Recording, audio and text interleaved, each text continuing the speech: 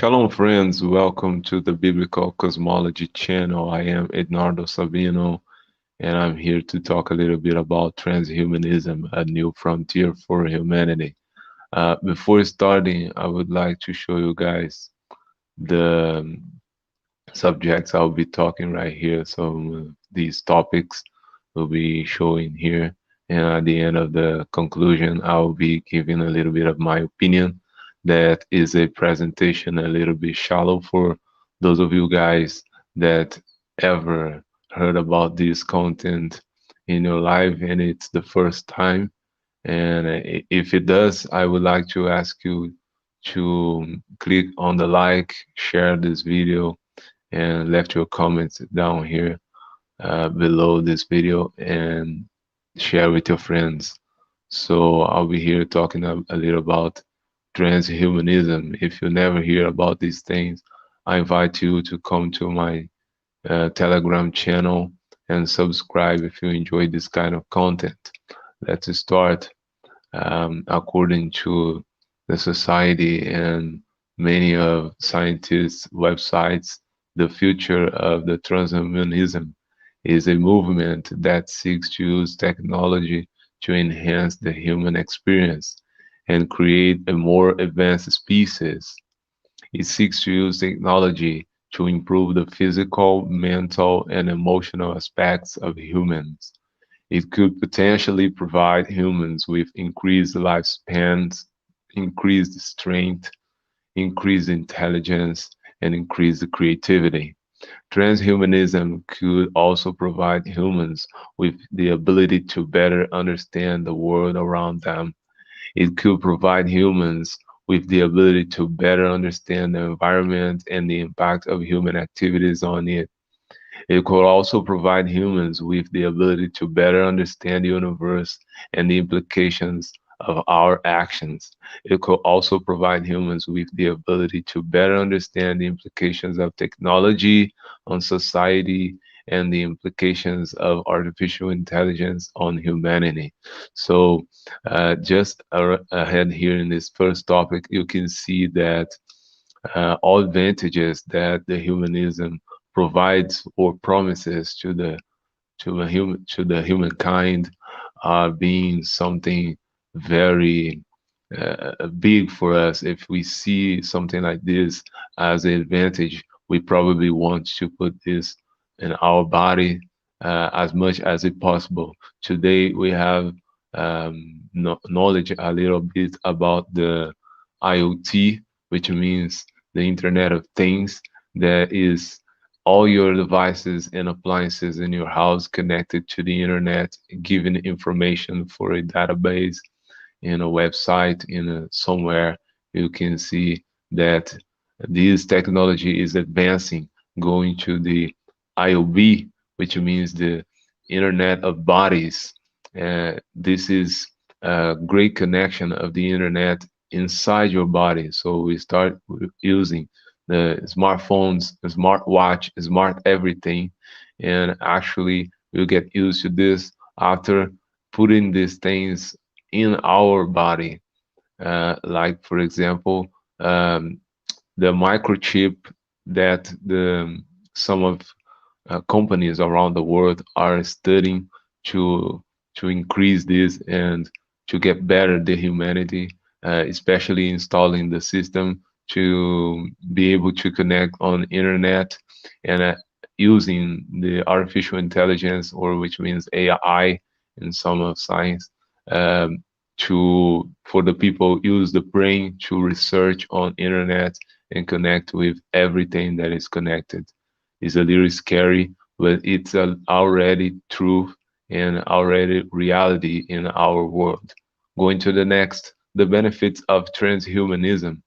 Transhumanism could offer humans extended lifespans utilizing genetic engineering and other technologies.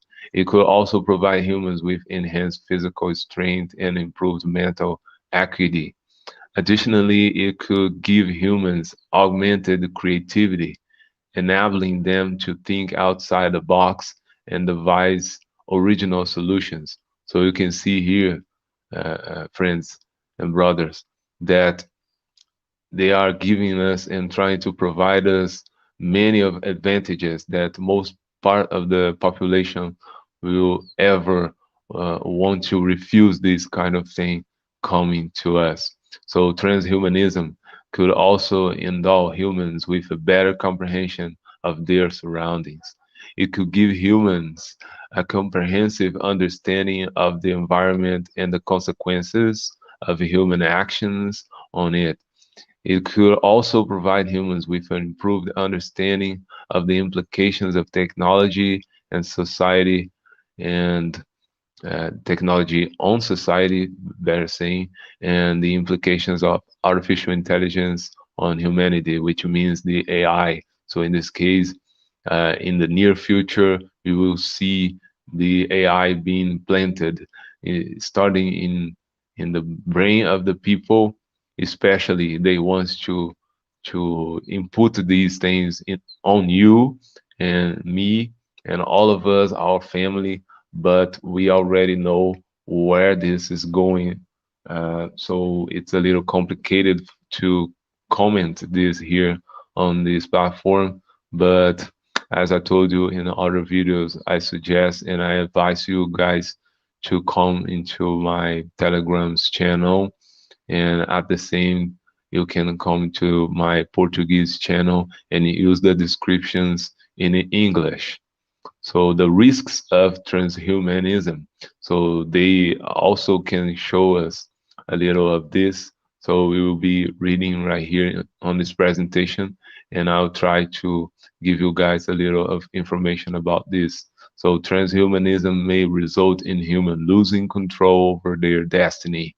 It could also result in a world where humans are not the master of their own bodies and minds. In addition, it could result in a world where humans are not in control of their own emotions and all sentiments or feelings. So everything that are is installed in your body can make a little of influence on you, your friends, your son, everybody around you can be influenced by internet connection. So, which means if you, for example, can research some content on Google just inside your brain, this could influence you like it already doing, like when you using your smartphone to make a research and you're trying to see a name of a woman, for example, if you're a man, and you search for a name of a woman in the Google images, sometimes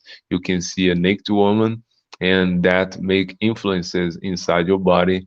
And when you see, you're just checking some content that you wouldn't be if you probably don't have the smartphone in your hands. You wouldn't be checking this kind of content. Do the suggestion that the Google images gives to you. So it's a little complicated. So that could also lead to a world where humans are not in charge of their own choices and deeds. It could, it could potentially bring about a world where humans are not in charge of their own lives and where technology is calling the shots. Moreover, it could lead to a world where humans are no longer in control of their own destinies and where technology is deciding their fate. So you can see that if you commit a crime, so probably the AI can judge these things. So you can see one or other superhumans with this kind of thing installed in their body, trying to make decisions about the lives of the other. So this could be a little weird, but we we can feel that this is in a near future. So it's a little complicated. So the ethical implications of transhumanism may bring ethical consequences for mankind. It could lead to a situation where people are not in charge of their own fate and technologies governing their lives. It could also result in a situation where humans are no longer having authority over their choices and their activities. So transhumanism could also result in a reality where humans have no authority over their own emotions and sensations. It could possibly lead to a world where human beings are no longer the rulers or of their physical and mental state. So it's what I mentioned. It's a little complicated. It could also result in a situation where people can no longer manage their own lives and technology is the one giving orders. So this will be a little scary, but you probably already saw some history like this when you watch some couple of movies around the world, like the RoboCop and the exterminator or something like this. So the AI can controls everything because they use a self learn technology, and every information that you give on internet makes this AI a little more intelligent, which means that they are not they are not really intelligent, but they have lots of informations with probabilities that they can prevent everything that you can do, and they can actually think of the future things and can make decisions. If you want to commit a crime or something like this, so you will be judged by your desires. So this is a little scary, but is what we are about to see in the near future. So the impact of the transhumanism on society is that may have a significant effect on civilization, and it could possibly lead to a world where human beings are not the captains of their own fate and machines are dominating their lives. This is scary. But if you see the IoT, for example, the Internet of Things, connecting all your devices in your house, your smartphone, your smart watch, your smart everything you have in your house, like the oven, the fridge, or any other any other appliance you have in your house, making decisions for you. Like for example, the fridge is checking with the AI technology that you are drinking a lot of milk, for example, and make a decision to buy only water for your house in the supermarket, and your credit card is connected to this fridge, and you cannot buy what you want. So what the technology wants you to buy. So your fridge will be leading your life.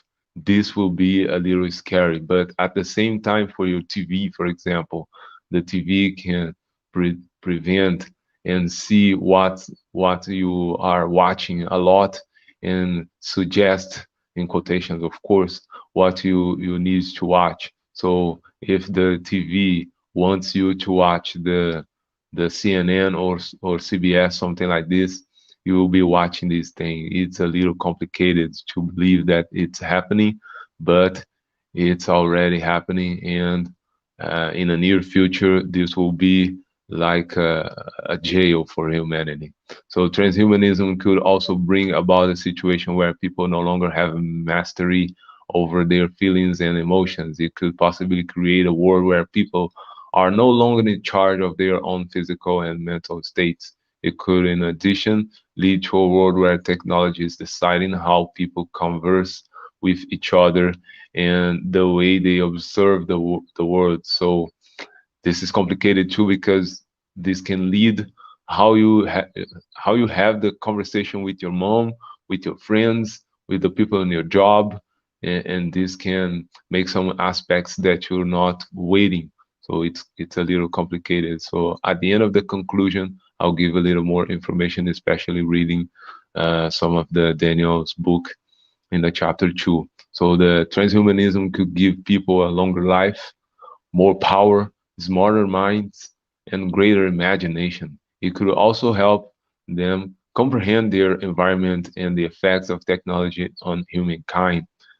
On the other hand, it could lead to a realm where humans are not in charge of their own fate and where technology has control over their lives and everything. Everything. that could also lead to a world where humans are no longer in control of their own decisions and actions. It could also lead to a world where humans are no longer in control of their own emotions and feelings, or where the technology is dictating the way humans interact with each other and the way they view the world. Consequently, it is essential to contemplate the moral repercussions of transhumanism before evaluating its potential advantages. So, this article is trying to show you and open your eyes about what the Bible is already saying to you and to me and for all of us. So here in the Daniel chapter 2 is reading just like something that most of you probably already knows, but I will be reading here and trying to explain. Thou, O king, sawest, and behold, a great image. This image, which was mighty, and whose brightness was excellent, stood before thee, and the aspect thereof was terrible. As for this image, its head was of fine gold, its breast and its arms of silver, and belly and its thighs of brass, its legs of iron, its feet part of iron and part of clay. Thou sawest too that a stone was cut out without hands, which smote the image upon its feet that were of iron and clay, and break them in pieces. So here at the verse 33, you can see its legs of iron, its feet part of iron and part of clay, which means that a part of this statue is made of metal and a part made of clay. And if you're a good Bible reader, you can consider that the humanity was created by clay from the hands of the Lord, from the hands of the Creator. So if you understand the first chapter, better saying, I think that in, in the Genesis is I I don't know exactly, but I think is some of the first 5 chapters is explaining that the first creator of cities was Cain. Cain and his descendants, they created cities and they